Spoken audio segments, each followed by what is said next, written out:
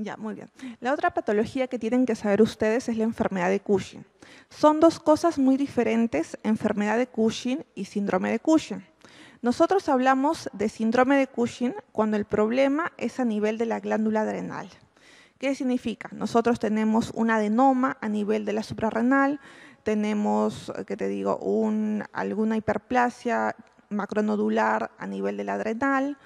O sea, el problema es a nivel de la glándula adrenal. Eso es síndrome de Cushing. Enfermedad de Cushing es cuando tenemos un adenoma a nivel de la hipófisis. Un adenoma productor de ACTH que me altera todo mi eje hipotálamo, hipófiso, hipotálamo, hipófiso, adrenal sería en este caso. Entonces, el síndrome de Cushing es un conjunto de manifestaciones clínicas que es causadas por exceso de corticoides producidos a nivel suprarrenal. Y la enfermedad de Cushing es un tipo específico de síndrome de Cushing debido a secreción excesiva de ACTH a partir de un tumor hipofisiario. ¿Cuándo van a buscar más enfermedad de Cushing? Cuando tengo un paciente que acude entre 20 a 40 años de edad. Siempre va a ser más común en mujeres, de 5 a 1. Y la enfermedad de Cushing es el tipo más frecuente de síndrome de Cushing. En la anatomía patológica, ¿qué voy a encontrar? Mayormente microadenomas. Cuando yo digo que es microadenoma, cuando es menos de 10 milímetros. Yo digo que es macroadenoma cuando es más de 10 milímetros. Eso es importante. Si yo tengo un macroadenoma, ¿qué pienso? Que puede estar comprimiendo mi quiasma óptico, mis campos visuales, que puede estar comprometiendo otros ejes, ya sea me puede estar provocando un hipotiroidismo, me puede estar provocando, alteración de LH, FSH. Entonces es importante saber el tamaño del tumor. ¿Ya? La patogenia es un trastorno primario de hipófisis. ¿Qué tenemos? Hipersecreción de ACTH. O sea, yo tengo un tumor que secreta ACTH, la ACTH actúa sobre mi glándula adrenal y produce cortisol en exceso.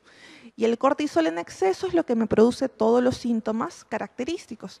¿Cuáles son los síntomas característicos? Fase de luna llena, plétora facial, giba, estrías rojo-violáceas, el hirsutismo marcado que presentan los pacientes, la hiperglicemia. Entonces, cualquier paciente que les venga con esas características, ustedes tienen que sospechar en un Cushing, ¿ya? Entonces, nosotros tenemos igualito, como les expliqué anteriormente, pulsos de ACTH y pulsos de cortisol. En una persona normal existe el ritmo circadiano. ¿Qué significa? Tengo mi pico de cortisol en la mañana y tengo mi pico de cortisol en la noche. Entonces, en una enfermedad de Cushing, yo no voy a tener esos picos. Voy a encontrar mi cortisol plano. ¿Por qué? Porque voy a tener la ACTH que se va a secretar de forma permanente en casi la misma cantidad. Se pierde el ritmo circadiano. Entonces, mi cortisol de la mañana va a ser muy parecido a mi cortisol de la noche. A ver, acá tenemos nuestro eje. Ven una situación fisiológica.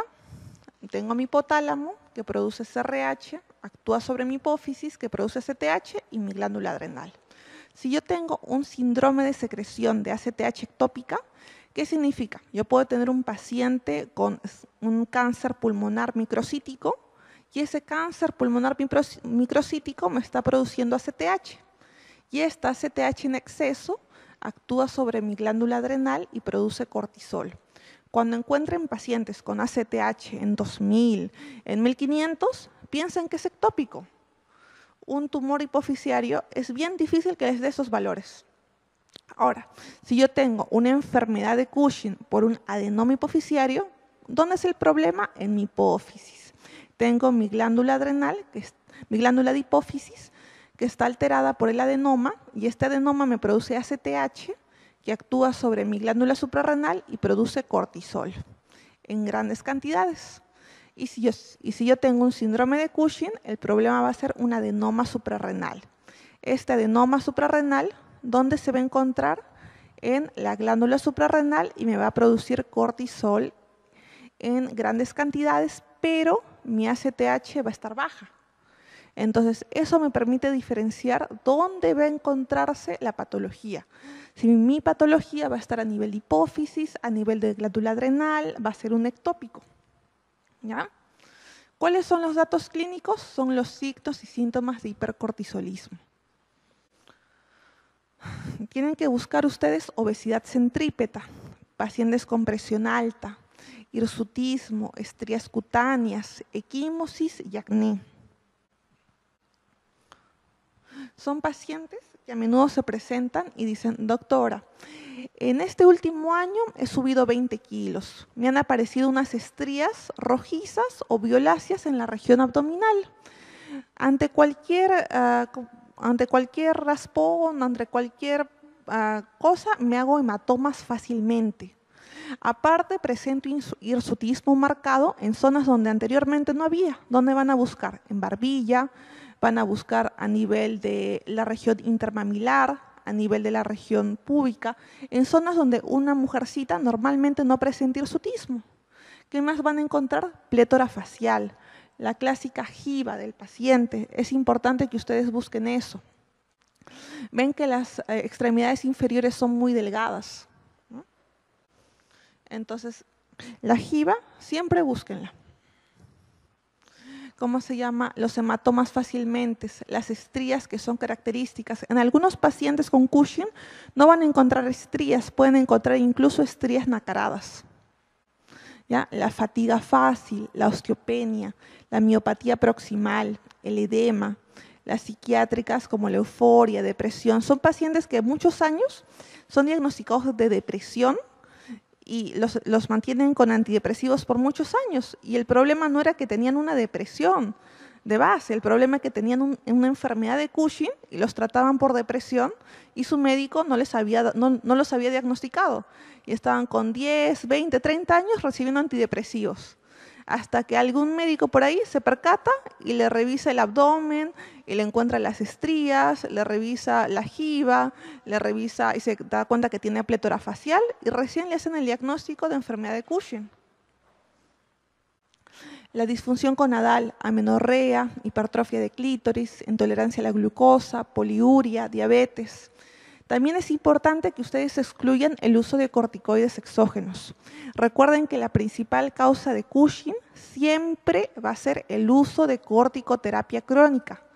El paciente muchas veces no les va a decir que están usando corticoide. ¿Por qué? Porque ellos se automedican. A veces dicen, no, doctor, yo utilizo esporádicamente. Siempre pregunten. Y si no, empiecen a revisar y busquen signos donde haya, ¿cómo se llama?, punzadas, signos de inyecciones. Porque muchos pacientes que tienen problemas lumbares, que por peso o por algún problema, se inyectan de forma crónica dexametasona o utilizan dexametasona bioral por dolores articulares, lo cual les produce Cushing a largo plazo.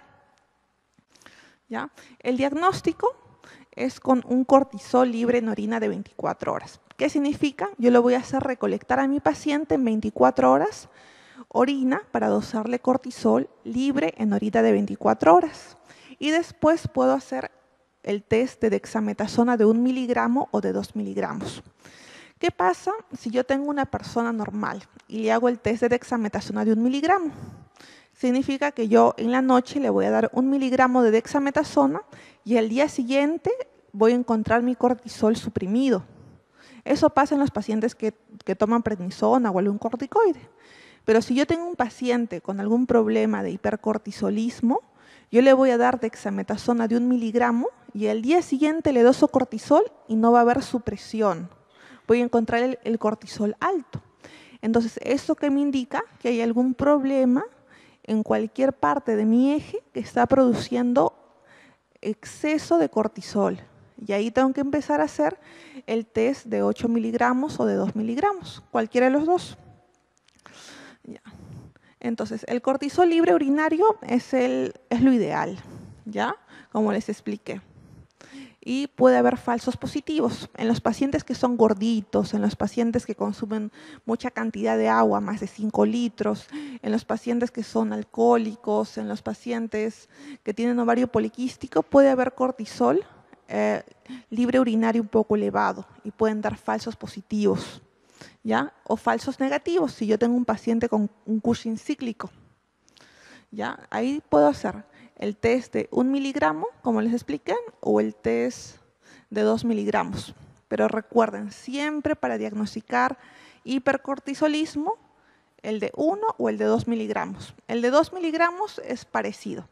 Yo le doy 0.5 miligramos cada 6 horas por 2 días.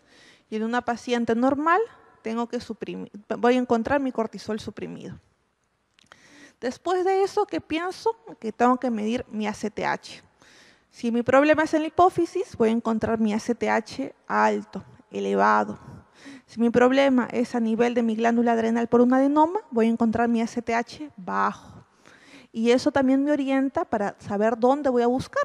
¿Por qué? Porque no voy a empezar a hacer tomografía desde la hipófisis hasta la adrenal. No le voy a hacer una, ¿qué te digo? Hipófisis cervicotóraco-abdominal completa a mi paciente. No, eso no se hace. Uno hace y ordena las imágenes de acuerdo al sitio donde uno sospeche la lesión. ¿Por qué? Porque puede ser que mi paciente de casualidad tenía un adenoma adrenal y el problema no era el adenoma que se encontraba en la adrenal. El problema era el tumor que se encontraba a nivel de hipófisis. Entonces, siempre la imagen es de acuerdo a los resultados de laboratorio, ¿ya?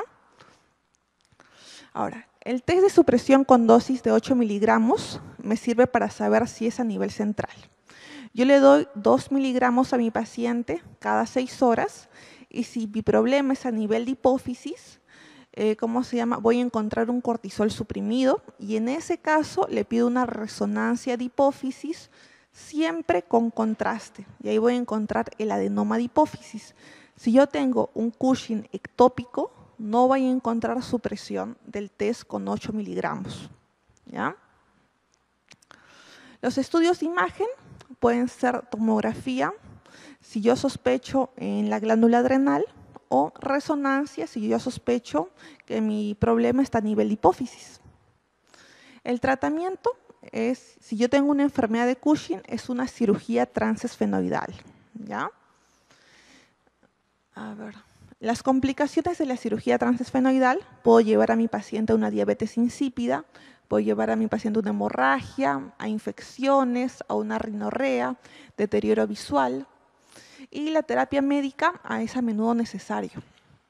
¿Cuándo? Cuando mi cirugía está contraindicada o cuando la cirugía no tiene éxito. Hay pacientes que se someten a cirugías y a pesar de eso persiste el problema, persiste la enfermedad de Cushing y tienen que ir a otras terapias médicas o incluso radioterapia, ¿ya? ¿Cuáles son las opciones de tratamiento médico? Ketoconazol es una opción. Si yo sospecho en inhibir mis enzimas suprarrenales o agentes adrenolíticos como mitotane, que me causa una atrofia suprarrenal, o como otra alternativa la radioterapia estereotáctica. Dependiendo del sitio, uno también indica el tratamiento. Acá tengo un caso clínico. Una paciente de 38 años que refiere cefalea intensa, incremento de 15 kilos de peso, tiene fascia de luna llena, tiene obesidad troncal, las estrías rojo-violáceas y le hicimos el test de supresión con 1 miligramo de dexametasona. Salió más de 10 microgramos, no suprimió. Si yo tengo un test que no suprime, tengo problemas de cortisol elevado en sangre, ¿ya? Después de eso le realizaron el test de 8 miligramos, que me sirve para ubicar el sitio, si es a nivel de glándula o a nivel de hipófisis. Este test de 8 miligramos, se realizó y se dosó cortisol y el cortisol bajó a 2 microgramos. Entonces ahí hubo supresión. De 10 bajó a 2. Y si de 10 bajó a 2, ¿qué significa? Que el problema está a nivel de hipófisis. ¿Y qué es lo siguiente a pedir? Una resonancia, ¿no? Y si encuentro en mi resonancia alguna patología, ¿qué es lo siguiente? Una cirugía transesfenoidal. Entonces, se le hizo en este caso un ataque de hipófisis y que le encuentran un macroadenoma hipofisiario y la indicación fue cirugía transesfenoidal. Ahora, el otro caso es un Cushing por adenoma suprarrenal. En este caso fue una paciente que ingresa al programa de peso sano en el OAISA y refiere un incremento de peso de 20 kilos en un año. Presencia de hirsutismo, estrías violáceas, se solicitan exámenes. Le vuelven a hacer el test de DEXA de 1 miligramo y le encuentran un cortisol en 8, un cortisol alto. Recuerden que el punto de corte es 5. Y le hacen el test con 8 miligramos y mi cortisol no suprime. Por el contrario, mi cortisol se elevó y de 8 se fue a 12. ¿Qué significa? Que tengo que hacer y buscar en mi glándula adrenal. Cuando no suprime, se van a la glándula adrenal. En ese caso, ¿qué es lo siguiente? Una tomografía de suprarrenal y le encuentran una tumoración suprarrenal izquierda. Ustedes ven la paciente a la izquierda antes y ven a la paciente a la derecha 3 meses luego del tratamiento y ven una diferencia marcada, ¿no?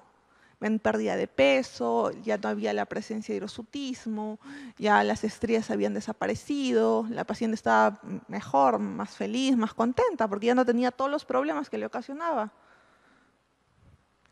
Entonces, las estrías habían desaparecido y ven abajo en la imagen, estaba el problema a nivel de glándula.